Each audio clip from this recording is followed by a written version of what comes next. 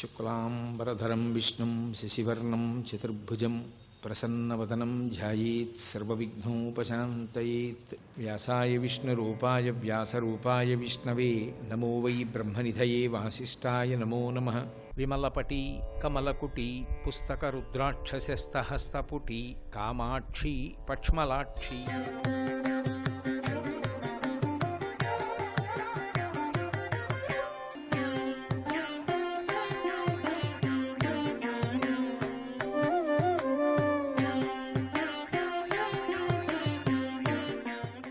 అతిథి రూపంలో ఎప్పుడైనా ఈశ్వరుడు ఎవరిని పంపిస్తాడంటే పరమభక్తుడైనటువంటి వాణ్ణి, తనని నమ్ముకుని బతుకుతున్న వాణ్ణి ఇంటికి అతిథిగా పంపుతాడు.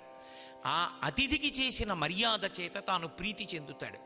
ప్రీతి చెంది నేను ప్రీతి చెందాను కనుక నీకు ఇదిగో ఇంత ఉత్తమ ఫలితాన్ని ఇచ్చేస్తున్నాను అడ్డుపెట్టని అభ్యున్నతిని ఇచ్చేస్తాడు.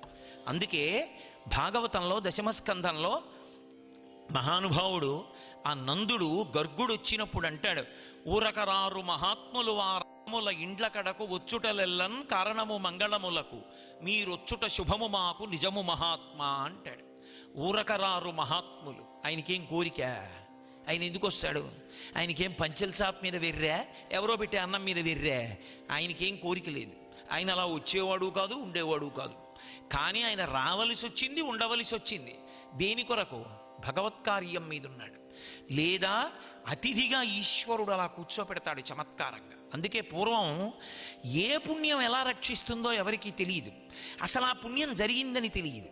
తాను ఇల్లు కట్టుకుని సుఖించడం గొప్ప కాదు. ప్రతి ఇంటికి బయట అరుగులు కట్టేవారు. ఎందుచేత అంటే అరుగులు ఉన్నాయనుకోండి, అటుగా వెళ్ళిపోతున్నటువంటి బాటసారి ఒక భక్తుడైనటువంటి వాడు విశ్రాంతి తీసుకోవడానికి అరుగు మీద కూర్చోవచ్చు, లేదా అరుగు మీద పడుకోవచ్చు. అలా కూర్చున్న కారణం చేత ఆయన కాసేపు సేద తీరాడు కాబట్టి భగవంతుడు ఎంతో సంతోషపడతాడు. వీడు అరుగు కట్టాడు, యజమాని లేడు, తెలియదు, ఆయన కూర్చున్నాడని కూడా తెలియదు, యజమాని ఎక్కడో లోపల ఉన్నాడు. కానీ వాడు వచ్చి కూర్చున్నాడు, నా భక్తుడు సేద తీరాడు, కాసేపు కాళ్ళు నిప్పి తగ్గాయి, నా భక్తుడు సేద తీరడానికి ఆ ఇంటి అరుగు ఉపయోగపడింది కాబట్టి యజమాని ఖాతాలో వేస్తాడు. ఎప్పుడు ఏది చేశామో మనకి తెలియదు. ఒక్కొక్కసారి ఆయన అతిథి అన్న విషయం కూడా మనకి తెలియదు. అందుకే అతిథి అన్న మాటని అమరకోశం చమత్కారంగా మాట్లాడింది. అతతి సతతం గచ్చతీతి అతిథి అంది. ఎప్పుడూ తిరుగుతూ ఉండేవాడు. నేను మీతో ఒక ఉదాహరణ చెప్తే మీరు బాగా పట్టుకుంటారు. అప్పుడప్పుడు పాదయాత్రలు చేస్తుంటాం మేము కాకినాడ నుంచి. మా సత్సంగం వాళ్ళందరం కలిసి ఏదో దగ్గరున్న దక్షారామ క్షేత్రమో అన్నవర క్షేత్రమో అందరం భజన చేసుకుంటూ పాదయాత్రగా వెడుతూ ఉంటాం. ఒకసారి దక్షారామం వెడుతున్నాం. అలా వెడుతున్నప్పుడు ఓ ఇంటికి చాలా పెద్ద పెద్ద అరుగులు కనపడ్డాయి. అందరం సేద తీరడానికి భజన చేసుకుంటూ అరుగులు ఎక్కి కూర్చున్నాం. ఆ ఇంటి యజమాని తలుపు తీశాడు. ఎవరు మీరని అడిగాడు. అయ్యా మీకు ఇబ్బంది అయితే వెళ్ళిపోతాం, ఏదో దక్షారామం వెడుతూ సేద తీరడానికి కూర్చున్నాం అన్నాను. ఆయన అన్నాడు, అయ్యా మీరు వెళ్ళిపోకండి, ఇప్పుడే వస్తాను అని గబగబా లోపలికెళ్ళి ఆయన భార్యకి చెప్పి ఇంట్లో ఉన్న పెరుగు మజ్జిగ చేసి అందులో నిమ్మకాయలు పిండించి బయటికి తీసుకొచ్చి అందరికీ సేద తీరండని మజ్జిగిచ్చాడు. ఇప్పుడు అందులో వెడుతున్నవాడెవడు తన స్వకార్యం మీద వెడుతున్నవాడు కాడు, భజన చేసుకుంటూ ఈశ్వరుడిచ్చినటువంటి శక్తి అని పాదచారులై దక్షారామ దర్శనానికి వెడుతున్నారు. వాళ్ళు బంధువులా ఏమి, కానీ అంత ప్రేమగా ఆయన ఇచ్చినటువంటి ఆ మజ్జిగ ఆయన వంశంలో ఎవరిని ఎప్పుడు ఎందుకు ఎక్కడ ఎలా కాపాడుతుందో చెప్పడం సాధ్యం కాదు. అది ఎక్కడైనా కాపాడచ్చు. అందుకే భాగవతంలోనే ఒక ఘట్టం, యశోదాదేవి ఒకప్పుడు చిన్ని కృష్ణుణ్ణి పెట్టుకుని కూర్చుంది. చిన్ని కృష్ణుణ్ణి పెట్టుకుని కూర్చుని ఉండగా అకస్మాత్తుగా తృణావర్తుడనేటటువంటి రాక్షసుడు వచ్చాడు. ఒక గడ్డి పరకని సుడిగాలి ఎలా తిప్పేస్తుందో అలా తిప్పేస్తాడు. అంతటి బలవంతుడైనటువంటి సుడిగాలి రూపంలో వచ్చాడు. ఎందుకో కృష్ణుడు బరువనిపించి పక్కన పెట్టింది యశోదాదేవి. ఒక్కసారి వచ్చాడు. వచ్చి సుడి ఎరుగని హరిసుడివడ సుడిగాలి తెరంగు రక్కసుడు విసిరిడియా సుడిగాలి ధూళి కన్నుల సుడివడ గోపకులు బెగడి సుడిబడి రధిపా అన్నారు పోతన గారు. ఆ ధూళి కళ్ళల్లో పడితే ఎవరికి కళ్ళు కనపడలేదు. ఒక్కసారి గిర్ర గిర్ర గిర్ర గిర్ర తిరుగుతూ చిన్ని కృష్ణుడిని కూడా ఎత్తుకుని పైకి పట్టుకుపోయాడు. అడ్డంగా వెళ్ళిపోతూ నిలువుగా పైకి పట్టుకుపోయాడు. కృష్ణుడు కనపడలేదు. కళ్ళు తుడుచుకుని యశోద లేచింది. సుడిగాలు ఎటెళ్ళిందో అటు పరిగెత్తింది పాపం గుండెలు బాదుకుంటూ. ఇక్కడ పెట్టి తింతనయుడిక్కడ నాడుచునుండె గాలితానెక్కడ నుండి వచ్చే శిశువెక్కడి మార్గము పట్టిపో ఎనేడెక్కడ చొత్తునంచు అసితేక్షణ క్రేపు తెరంగు ఖిన్నయై ప్రొక్కుచువాలు గోవు క్రియ భూస్థలివాలె దురంత చింతయై. దూడ వెంట ఆవు పరిగెత్తినట్టుగా కృష్ణుడి కోసమని పరిగెత్తి పరిగెత్తి పరిగెత్తి వెడుతూ నేల మీద పడిపోయి ఏడుస్తోంది. కృష్ణా, నిన్ను ఆ సుడిగాలు ఎత్తుకుపోయింది, ఏమైపోతావో అని. అమ్మ తన గురించి ఏడుస్తోంది. తనని తాను అమ్మకి దక్కించుకోవాలని కృష్ణ పరమాత్మ ఏదో భయపడిపోయినటువంటి పిల్లాళ్ళ ఆ తృణావర్తుడనేటటువంటి రాక్షసుడి మెడ చేత్తో గట్టిగా పట్టుకుని బిగించాడు. వాడికి ఊపిరాడలేదు. హరికర తలమున ఆ ఎప్పుడైతే గట్టిగా పట్టుకున్నాడో ఆయనకి ఆ ఊపిరాడక ఒక్కసారి త్రిపురాంతకుడైనటువంటి పరమశివుడు వేసినటువంటి బాణానికి త్రిపురాసురుడు ఎలా పడిపోయారో అలా నేల మీద పడిపోయి రాళ్ల మీద పడి శరీరం ముక్కలైపోయింది. కృష్ణుడు ఆ పడిపోయినటువంటి శరీరం మీద పడి ఆడుకుంటున్నాడు. యశోద పరిగెత్తుకొచ్చి ఆ పిల్లవాణ్ణి తీసి ఎత్తుకుని ఒక మాట చెప్పింది. గత జన్మంబులని నోచితిమో ఎవ్వరికేమి పెట్టితిమో ఏ చింతారతిన్ పొద్దుపుచ్చితిమో యాగశ్రేణులేమేమి చేసితిమో ఇప్పుడు చూడగంటిమిచటన్ కృష్ణార్భకున్ నిర్భయున్. ఆవిడ చెప్పిన మాట గత జన్మంబులని నోచితిమో. గత జన్మలలో ఏదో పుణ్యం ఉంది, ఏదో నోము నోచాను, అందుకు దక్కాడు బిడ్డ ప్రమాదంలోంచి. గత జన్మంబులని నోచితిమో యాగశ్రేణులేమేమి చేసితిమో. యాగశ్రేణులు ఏం చేశామో, గత జన్మలో చేసింది ఏదుందో అది తప్పించింది పిల్లాడికి ప్రమాదాన్ని. ఈశ్వరుడు ఏడవాలా వద్దా వీడు అని ఆలోచించినప్పుడు ఆ పుణ్యాన్ని దృష్టిలో పెట్టుకుని తప్పిస్తాడు. యాగశ్రేణులేమేమి చేసితిమో ఎవ్వరికి ఏమి పెట్టితిమో ఏ చింతారతిన్ పొద్దుపుచ్చితిమో సత్యంబులనేమి పల్కితిమో ఏ సిద్ధాశ్రమమునం తొక్కితిమో ఇప్పుడు చూడగంటిమిచటన్ కృష్ణార్భకున్ నిర్భయున్. ఎవ్వరికేమి పెట్టితిమో అది. ఎవరికి ఏం పెట్టావో. అతిథి రూపంలో వచ్చినవాడు అన్ని వేళలా సామాన్యుడు ఉండడు. అతిథి కిల పూజార్హ ప్రకృతోపి విజానత అంటారు సుందరకాండలో వాల్మీకి మహర్షి. ఏమీ చేతకానివాడు, ఏమీ తెలియనటువంటి వాడు ఇంటికి అతిథిగా వచ్చినా పరమేశ్వర స్వరూపుడే.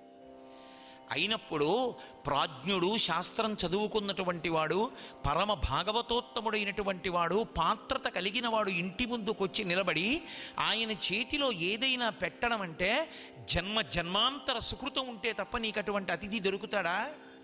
దొరకడు. అదృష్టం పడితే అటువంటి అతిథి ఇంటికి వస్తాడు.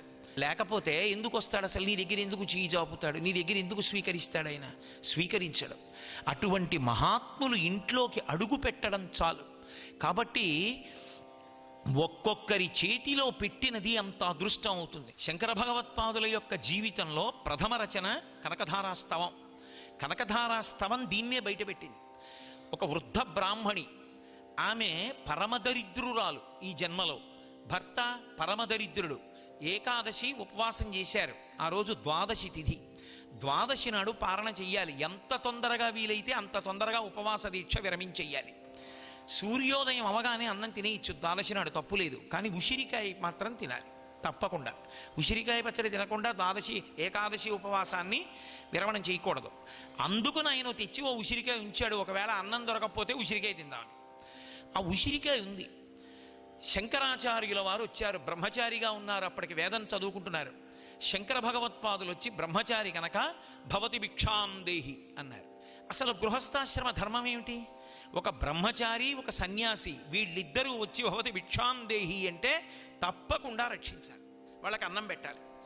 కాబట్టి ఇప్పుడు ఎదురుగుండా వచ్చినవాడు బ్రహ్మచారి, అందులో సామాన్యుడా శంకర భగవత్పాదులు, మహాతేజోవంతమైనటువంటి పిల్లవాడు. అటువంటి పిల్లవాడిని కాపాడద్దు, ఆ పిల్లవాడికి భిక్ష పెట్టద్దు. అందుకని ఆ బ్రాహ్మణి గబగబా లోపలికి పరిగెత్తింది. ఏముంది? ఇల్లంతా వెతికింది, ఏం లేదు. ఆమె ఆర్తిని చూస్తున్నారు శంకరాచార్యుల వారు. శంకరాచార్యుల వారికి ఒక్కరికే ఓ గొప్పతనం ఉంది. సన్యాసానికి పూర్వము ఆయన పేరు శంకర, సన్యాసం స్వీకరించాక శంకర. సాధారణంగా తల్లిదండ్రులు పెట్టిన పేరు మారిపోతుంది, ఒక్క శంకరులకే మారలేదు. ఎందుకంటే ఆయన శంకరులు కనుక, లోకానికి శుభంకరుడు కనుక. చూశారు శంకరాచార్యుల వారు. ఓ పాపం ఇంత ఆర్తితో ఉంది, పెట్టాలనుంది కానీ పెట్టడానికి ఏం లేదు. లక్ష్మీదేవిని ప్రార్థించారు, అమ్మా ఆవిడ్ని అనుగ్రహించమ్మా అని అడిగారు. వందే వందారు మందారం ఇందిరానంద కందలం అమందానంద సందోహ బంధురం సింధురాననం అంగం హరేహ పులకభూషణమశ్రయంతి భృంగంగనేవ ముకుళాభరణంతమాలం అంగీకృతాఖిల విభూతిరపాంగలీలా మాంగల్యదాస్తు మమ మంగళదేవతాయాః ముగ్ధా ముహుర్విదదతి వదనే మురారేః ప్రేమత్రపా ప్రణిహితాని గతాగతాని. అబ్బో, బాలశంకరుల నోటి వెంట అసలు ఎలా పడ్డ ఈ శ్లోకాలనిపిస్తుంది. ముగ్ధా ముహుర్విదదతి వదనే మురారేః ప్రేమత్రపా ప్రణిహితాని గతాగతాని మాలాదృశోర్మధుకరీవ మహోత్పలేయ సామే శ్రియం దిశతు సాగర సంభవాయాః అన్నారు. ముగ్ధా అంటే ఇంకా పూర్తిగా పరిపక్వతకొచ్చి ధైర్యంగా, ఏమండి ఓసారి లోపలికి వస్తారా అనగలిగినంత ధైర్యం కలిగిన పిల్ల కాదు. కొత్తగా పెళ్ళయింది, కొంచెం సిగ్గు. అలాగని భర్తని చూడకుండా ఉండలేదు, చూడాలని ఉంటుంది, అందుకని చూస్తూ ఉంటుంది. ఆయన ఇలా చూశాడు అనుకోండి, తను చూస్తున్నానని ఆయన చూసేశాడు అనుకోండి, సిగ్గుపడిపోయి చూపులు మరలు చేసుకుని తను చూడలేదన్నట్టు నటిస్తూ ఉంటుంది. ముగ్ధ అంటారు అటువంటి పిల్లని. ముగ్ధ ముహుర్ విదదతి వదనే మురారేః ప్రేమత్రపా ప్రణిహితాని గత ఆగతాని. ఆవిడ ఇలా విష్ణువు వంక చూస్తోంది. విష్ణువు ఇలా చూస్తే తల తిప్పేసుకుని నేను చూడనట్టుంటాడు. అబ్బో, దాని మీద శ్రీకృష్ణ కర్ణామృతంలో లీలాశకుడు పెద్ద చమత్కారం చేశాడు. రుక్మిణీదేవి కళ్యాణం అవుతుంటే ఇలాగే కూర్చుందిట. కృష్ణుడు పాపం ఇలా తలెత్తి తన్ని చూస్తుందేమో అని తాపత్రయపడుతున్నాడు. ఎంతకీ చూడదు. ఎంత బ్రహ్మగారైతే మాత్రం ఏదో కొద్దిగా అలా లేవడండి పని మీద. బ్రహ్మస్థానంలో ఆయన పక్కనకి లేచాడు. ఈయన చామంతి పువ్వు విసిరాడు. ఆవిడ ఇలా తలెత్తింది ఏమని, నేనే చూస్తున్నాను నువ్వు చూడవేందని అన్నాడు. ఆవిడంది, మీరంటే మగవారు చూస్తున్నారు, నీ చేస్తున్నది అదే, నా మెళ్ళలో పతకం ఉంది, మీరు అందులో ప్రతిబింబం ఉంది, ఇలా తలంచుకున్నట్టు చూసుకుంటున్నాను. ప్రణిహిత గతాగతాని. లక్ష్మీదేవి ఇలా చూసి ఆయన చూస్తే చూపులు వెనక్కి తిప్పుకుంటోంది. అటువంటి ముగ్ధ, అటువంటి లక్ష్మి, నువ్వు ఆ దరిద్ర బ్రాహ్మణికి ఐశ్వర్యం ఇయ్యమ్మా అని అడిగారు. లక్ష్మీదేవి అంది, కుదరదు శంకర, నీకు ఇమ్మంటే ఇస్తా, బ్రహ్మచారికి ఎందుకు ఆ డబ్బు, నాకొద్దమ్మా, దరిద్ర బ్రాహ్మణికి ఇవ్వనయ్యా. ఎందుకు ఇవ్వవు? గత జన్మలలో ఇలా పెట్టింది లేదు శంకరా, ఇలా పెట్టినది ఉంటే ఇస్తా. అది గడ్డిపరకైతే చాలయా, అడ్డు పెట్టి ఇచ్చేస్తాను. శ్రీశైలేషు భజింతునో యభవు కాంచీనాథు సేవింతునో కాశీవల్లభు కల్వబోతునో మహాకాళేషు పూజింతునో నా శీలం బణువైన మేరువణుచున్ రక్షింపవే నీ కృపా శ్రీ శృంగార విలాసహాసములచే శ్రీకాళహస్తీశ్వర అంటాడు దూర్జటి. గడ్డిపరక చాలు, మేరు పర్వతాన్ని అడ్డు పెట్టిస్తాను. అలా కూడా పెట్టింది లేదు, ఎలా ఇమ్మంటావు, ఏం అడ్డు పెట్టిమ్మంటావు, ఇవ్వను. ఎంత గొప్ప స్తోత్రం చేశారండి మహానుభావుడు. ఆయన అన్నారు, అమ్మ ఇవ్వను ఇవ్వను ఇవ్వనంటే ఎలా? దద్యా దయానుపవనో ద్రవిణాంబుధార అస్మిన్న కించన విహంగ శిశవిషణ్ణే దుష్కర్మ ఘర్మమపనీయ చిరాయ దూరం నారాయణ ప్రణయిని నయనాంబువాహ అన్నారు. ద్రవిణాంబుధార అదే కనకధార అయింది. అమ్మా విహంగ శిశౌ, పక్షి పిల్లమ్మ ఆవిడ అన్నారు. పక్షులకు ఆకలి ఎక్కువ. మనం ఎవరైనా అలా రహదారి పక్కన కూర్చున్నావిడ, బాబాయ్ ఆకలిస్తోందంటే ఓ 5 రూపాయలు ఇస్తే ఇస్తాను, లేకపోతే లేదు. అదే ఆవిడ పిల్ల, ఆవిడ కడుపున పుట్టిన బిల్ల తల్లిని గట్టిగా కొడుతూ, అమ్మ 4 రోజులైందమ్మా అన్నం లేదమ్మా, రోజు మంచినీళ్ళు తాగమంటున్నావమ్మా, ఇంకా మంచినీళ్ళు తాగితే కడుపులో తిప్పేసి వాంతులు అయిపోతున్నాయమ్మా, అమ్మ ఏమైనా పెట్టమ్మా, కళ్ళు తిరిగిపోతున్నాయమ్మా అని ఏడుస్తుంటే తల్లి లాగి లెంపకాయ కొట్టి, ఎక్కడి నుంచి తెచ్చి పెట్టనే, నా దగ్గర ఉంటే కదా పెట్టడానికి, ఏముందని పెట్టడం, చావలా అంటోంది అనుకోండి. అది తట్టుకోలేక 5 రూపాయలు ఇవ్వడం కాదు, పరిగెత్తుకెళ్ళి రొట్టె మంచినీళ్ళ సీసా పట్టుకొచ్చి ముందు పిల్లకి రొట్టె పెట్టమ్మా అంటాం. తల్లి బాధపడితే తట్టుకుంటాం, పిల్ల బాధపడితే తట్టుకోలేం. ఏమమ్మా, లోకంలో సామాన్యమైన తల్లులం తండ్రులం మేమే తట్టుకోలేమే, లోకాలను కన్న తల్లివి నువ్వు ఆవిడ ఏడుస్తుంటే గత జన్మలలో చేయలేదని కూర్చుంటావా? నేను చెయ్యలేక కాదమ్మా, నువ్వు నాకు ఇస్తే నేను ఆవిడికి ఇవ్వచ్చు, కానీ నువ్వివ్వనిది నేను ఇచ్చినా వంట పట్టదు. ఎందుకో తెలుసా? ఆవిడ సాధక పక్షమ్మా అన్నారు. అబ్బా, ఏవి శంకర భగవత్పాదులు! సాధక పక్షికో లక్షణం ఉంటుంది, దానికి ఇక్కడ ఒక కన్నం ఉంటుంది. అది ఏదైనా మింగింది అనుకోండి, ఇక్కడి నుంచి కింద పడిపోతుంది, కడుపులోకి వెళ్ళదు. దాని అమరిక ఎలా ఉంటుందంటే మీరేమైనా పోసినా వెళ్ళదు. దాని ఆకలి తీరాలంటే ఒక్కటే, అది ఆకాశంలో ఎగురుతున్నప్పుడు వర్షం పడితే ఆ వర్ష బిందువులను ఇలా వంకరగా తిరిగి తాగుతుంది, అప్పుడు ఒక్కటే పెడతాయి. భగవంతుడే అనుగ్రహించాలి దానికి. అమ్మ విహంగ శిశవిషణ్ణే, సాధక పక్షి పిల్లమ్మ దరిద్ర బ్రాహ్మణి ఏడుస్తోంది. గత జన్మలలో ఇవ్వలేదంటామే, నా చేతిలో ఉసిరికాయ వేసిందమ్మా ఆవిడ. ఇప్పుడు ఈ పుణ్యాన్ని అడ్డుపెట్టి నీ యొక్క అపాంగ లీల ప్రేమతో నువ్వు ఇలా చూస్తే ఆవిడ చేసిన పాపాలన్న మేఘాలు కొట్టుకుపోవా గాలికి, కనికరించమ్మా అన్నారు శంకరాచార్యుల వారు. అంతే, కనకధార బంగారు ఉసిరికలు కురిపించేసింది. 1 గంట 48 నిమిషములు కురిశాయి. కురిస్తే ఇప్పటికీ ఆ ఇల్లు కేరళ రాష్ట్రంలో స్వర్ణతుమనాయ్ అన్న పేరుతో ఉంది. కాబట్టి ఒక జన్మలో చెయ్యనిది ఇంకొక జన్మలో ఎక్కడి నుంచి వస్తుంది? పెట్టడానికి రాదు. రావాలి అంటే ఈ జన్మలో నీకున్నది పెట్టాలి, డబ్బే పెట్టాలని లేదు. ఇంటికి అతిథిగా వచ్చినటువంటి వాడిని ఎంత ఆదరించావన్నది ప్రధానం. ఒక జన్మలో చెయ్యనిది ఇంకొక జన్మలో ఎక్కడి నుంచి వస్తుంది? పెట్టడానికి రాదు. రావాలి అంటే ఈ జన్మలో నీకున్నది పెట్టాలి, డబ్బే పెట్టాలని లేదు. ఇంటికి అతిథిగా వచ్చినటువంటి వాడిని ఎంత ఆదరించావన్నది ప్రధానం. ఏదో ఇవ్వడం కాదు, ఏదో దిక్కుమాలనాడు తప్పకొచ్చాడు, ఏదో పెట్టకపోతే వీడోడు, ఆయనేమో మొన్న ఉపన్యాసం చెప్పి వెళ్ళిపోయాడు, భయం పెట్టకుండా ఉందామంటే అందుకని ఏదో పెడదాం అని చెప్పి ఠాంగున కంచం పారేసి అక్కడి నుంచి ఓ గ్లాసు పడేసి చాలా అని ఒక గరిటితో పడేసి ఏమైనా కావాలంటే పిలవండి లోపల ఉంటాను అని వెళ్ళిపోయారనుకోండి, వాడు బిక్కు బిక్కుమంటూ తిని మన ప్రారంభం కొద్దీ వచ్చాననుకుని వెళ్ళిపోతాడు. అదే భోజనం పెట్టడం అంటే. అతిథి అంటే అది కాదు. అతిథి అంటే కేవలము అన్నం పెట్టడం కాదు, ఆదరణ. అతిథి అంటే పరమ ఆదర బుద్ధితో సేవించుట. ఆ ఆదర బుద్ధి లోపల లేకుండా యాంత్రికంగా చూశారనుకోండి, అది ఎలా పూజ అవుతుంది? పూజ అన్న మాటకు అర్థం ఏమిటి? ప్రీతితో సేవించుట. దీపం పెట్టవయా అన్నాను అనుకోండి, జన్మాంతరం అదే అనుమానం. నూనెైనా, కొబ్బరి నూనెైనా, ఆవు నెయ్యైనా 3 ఒత్తుల 2 ఒత్తుల 5 ఒత్తుల అక్కడే ఆగిపోతే ఇంకేం పూజ? ఈశ్వరుడు నీకు కన్నిచ్చాడు, కంటికి వెలుగిచ్చాడు, ఆ కంటి వల్ల ఇన్ని సుఖాలు అనుభవిస్తున్నావు కాబట్టి దానికి నువ్వు కృతజ్ఞతాపూర్వకంగా ఈశ్వరుడి దగ్గర దీపం పెడుతున్నావు. ఆ కృతజ్ఞతతో నువ్వు వెలిగించిన దీపం పూజ. అంతేగాని అసలు ఆ భావన లేకుండా ఎన్ని ఒత్తులేస్తే ఆయనకి కావాలి? నత్ర సూర్యోభాతి చంద్రతారకం నేమా విద్యుతో భాతి కుతోయ భాంతి అని ఉపనిషత్ చెప్పినట్టుగా సూర్యచంద్రులు వెలగని చోట వెలుగుతుంటాడు. లోకంబులు లోకేశులు లోకస్తులు తెగిన తుది అలోకంబకు పెంచి ఇకటి కావల యవ్వండే కకృతి వెలుగు అతనినే సేవింతున్ అంటారు పోతన గారు గజేంద్రమోక్షణ సందర్భంలో. లోకేశులు లోకస్తులు లోకంబులు అన్నీ లయమైపోయిన తరువాత ఆ కటిక చీకటిలో ఒకడిగా ప్రకాశించేవాడు పరమాత్మ ఒకడే. అటువంటి పరమాత్మకి నువ్వు దీపం పెట్టకపోతే ఆయన కనపడదా ఏమి? అందుకు కాదు దీపం పెట్టడం, నా కంటికి వెలుగిచ్చి ఇన్ని చూసేటటువంటి ఆనందాన్ని నాకు ఇచ్చావు. బడలిపోతే రాత్రి నిద్రాకాలిక సుఖంలో మళ్ళీ కంటికి శక్తినిచ్చావు. ఈశ్వరా నీకు దీపం పెట్టి కృతజ్ఞతను ఆవిష్కరిస్తున్నాను. లోపల భావన ఉంటే కదూ ఆ దీపాన్ని ఈశ్వరుడికి సంతోషించి స్వీకరించడం. అతిథిని సేవించడం అంటే ఆదర బుద్ధి ఉంటే కదూ స్వీకరించడం. ఆదరానికండి వాడు బ్రతికేది, ఆదరానికి వాడు పొంగిపోతాడు. నిన్న నేను మనవి చేశానే మీతో, ఆ కాశీపట్టణంలో అన్నపూర్ణ ప్రసాద్ గారు వాళ్ళ నాన్నగారు ఉండేవారు. వాళ్ళ నాన్నగారట ఎప్పుడైనా ఏదైనా ఊరిడితే ఎవరైనా అన్నం పెట్టిన వాళ్ళు ఉంటే అన్నం పెట్టిన వాళ్ళ పేరు మర్చిపోయేవారు కాదుట. వాళ్ళు పిలవకపోయినా వాళ్ళ ఇంట్లో పెళ్ళి అవుతుంటే వాళ్ళు ఒకప్పుడు నాకు వాళ్ళ ఊరిళ్ళినప్పుడు అన్నం పెట్టారా మీరు వెళ్ళండి అని కానుకలిచ్చి వాళ్ళ ఇంట్లో పెళ్లికి పంపిస్తూ ఉండేవారు. అంతటి ఆదర బుద్ధి కలిగిన వాడు. అందుకే మహానుభావుడు ఆయన గంగానది అంతా కూడా మంచుగడ్డలా ఉన్నటువంటి రోజున ఒక రోజున వృద్ధాప్యంలో వెళ్ళి ఆయన బ్రతికున్న నాళ్ళు గంగ స్నానం చేశారు. వద్దు వద్దు అంటూ నా గంగలో మునిగారు.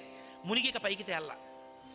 ఓహో పడవలేశారు, జాలర్లని పంపించారు, వెతికారు, ఆయన దొరకలేరు శరీరం. ఆఖరికి అంత్యేష్టి సంస్కారం కొడుకులు చేసేస్తున్నారు. 9వ రోజు అయిపోయిన తర్వాత గంగమ్మలోంచి కనీసం చెవిని కూడా చేపలు కొరకలేదు. మునిగినప్పుడు ఎంత తేజోవంతంగా ఉన్నారో అంత తేజోవంతంగా పైకి లేచారు గంగలోంచి. 9 నెలలు మీ అమ్మ కడుపులో ఉన్నావురా నాయన, ఇంత కృతజ్ఞత ఉన్నవాడివి, ఇంత అతిథి పూజ చేసిన వాడివి, నా కడుపులో కూడా 9 నెలలు ఉండరా అందేమో గంగమ్మ. 9 రోజులు ఉంచుకొని పైకెత్తింది. అప్పుడు చేశారు ఆ శరీరానికి అంత్యేష్టి. అతిథి పూజ అంత తేలికైన విషయం కాదు. ఆదర బుద్ధి ఏర్పడడం అంత తేలిక కాదు. ఎవరికి ఏం పెట్టావన్నది కాదు, ఒక్కొక్కసారి పాత్రత కలిగిన వాడు వస్తాడు ఇంటికి. శంకరాచార్యుల వారికి ఒక ఉసిరిక ఇచ్చి కొన్ని తరాల తర్వాత కూడా అనుభవించడానికి కావలసినటువంటి బంగారాన్ని పొందింది దరిద్ర బ్రాహ్మణి. కనకధార స్తోత్రాన్ని లోకానికి అందించడానికి కారణమైంది. కాబట్టి పాత్రత నిరిగి దానం. అతిథిగా ఎవరొస్తారో తెలియదు. పరమేశ్వరుడే ఒక్కొక్కసారి అతిథిగా వచ్చి ఇంటి ముందు నిలబడచ్చు. అసలు అభ్యున్నతిని కట్టబెడదాం చూద్దామని ఈశ్వరుడు అతిథి రూపంలో వస్తాడు ఒక్కొక్కసారి. పరమ భాగవతోత్తముడిని ఇంటికి అతిథిగా పంపిస్తాడు. అందుకే అతిథి అంటే లేక వచ్చినవాడు కాదు, నిన్ను ఉద్ధరించడానికి వచ్చినవాడు. అందుకే అంత ఆదర బుద్ధితో అతిథిని ఈశ్వరుడిగా పూజించి పెడతారు తప్ప ఆయనని తక్కువ చేసి పెట్టారు. అతిథి ఉచ్ఛిష్టం తింటారు. అందుకే ఇంట్లో వండినది తాను తినేసి అతిథికి పెట్టరు. ముందు అతిథికి పెట్టి అతిథి తిన్నాడు అంటే మిగిలిన పాత్రలో మిగిలిపోయిన పదార్థం ఉచ్ఛిష్టం, అతిథి తినగా మిగిలింది అంటే ఆ రోజున నీకు భగవంతుడు స్వయంగా నీ ఇంట తినగా మిగిలిన ఉచ్ఛిష్టం నీకు దక్కిందని గుర్తు. ఈశ్వరోచ్ఛిష్టం నేను తింటున్నాను అన్న భావనతో ఎవడు తిన్నాడో వాడికి ఆ అభ్యున్నతి అంది తీరుతుంది. అందుకని అతిథి దేవోభవ, అతిథిని ఆదరించి సత్కరించు. అందుకని ఆదరబుద్ధి లేకుండా సత్కరించకు. దరిద్ర బ్రాహ్మణికి ఆదరబుద్ధి ఉంది. ఆదరబుద్ధి ఉంది కాబట్టే శంకర భగవత్పాదుల ద్వారా అంత అనుగ్రహాన్ని పొందగలిగింది. మనకి భాగవతంలో అష్టమ స్కంధంలో వామనమూర్తి ఘట్టం అని ఒక ఘట్టం. సాక్షాత్తు శ్రీ మహావిష్ణువే ఒక చిన్న బ్రహ్మచారి రూపంలో పొట్టివాడుగా మహానుభావుడు ఆ బలిచక్రవర్తి చేస్తున్నటువంటి యజ్ఞం జరుగుతున్నటువంటి ప్రదేశానికి వెళ్ళాడు. వెడితే అక్కడ ఉన్న బ్రాహ్మణులందరూ ఆయన తేజస్సు చూసి తెల్లబోయారు. అగ్నిహోత్రుడు వచ్చాడా, పరమశివుడు వచ్చాడా, శ్రీ మహావిష్ణువు వచ్చారా అని తెల్లబోయి వాళ్ళల్లో ఒకళ్ళతో ఒకళ్ళు మాట్లాడుకుంటున్నారు. ఆయన వచ్చాడు, తిన్నగా వచ్చేశాడు బలిచక్రవర్తి దగ్గరికి. గొప్ప యజ్ఞం చేస్తున్నావు, నీకు స్వస్తి జరుగుగాక. బ్రహ్మచారి ఆశీర్వచనం చేశాడు. అబ్బా ఏమిటయా నువ్వు ఇలా వచ్చేటప్పటికి యజ్ఞం చేస్తున్నప్పుడు అక్కడ ఉండేటటువంటి అగ్నిహోత్రపు కీలలు పైకి పైకి లేస్తున్నాయి అంటే అగ్నిహోత్రుడు కూడా పరవశించిపోతున్నాడు నీ రాక చూసి. ఎంత గొప్ప అతిథివో పొంగిపోయాడంతే మహానుభావుడు. పొంగిపోయి బలిచక్రవర్తి వామనమూర్తి వంక చూసి ఏం కావాలి చెప్పు, నీకు ఇచ్చేస్తానన్నాడు. ఏం కావాలి చెప్పి ఇచ్చేస్తానంటే వచ్చినవాడు బ్రహ్మచారి రూపంలో వచ్చాడు. ఆయన అన్నాడు, నాకెందుకయా, నువ్వు ఏమిటో బోల్డన్ని ఇచ్చేస్తానంటావు, కానీ నాకు అవన్నీ అక్కర్లేదు. నీ యజ్ఞం సఫలమైందంటున్నావు, పరమ సంతోషం. నాకే ఉంది బ్రహ్మచారిని, కాబట్టి నాకొక్క 3 అడుగుల నేల ఈ చాలన్నాడు. అది ధర్మం అంటే. సర్వం శ్రీ ఉమామహేశ్వర పరబ్రహ్మార్పణమస్తు. స్వస్తి.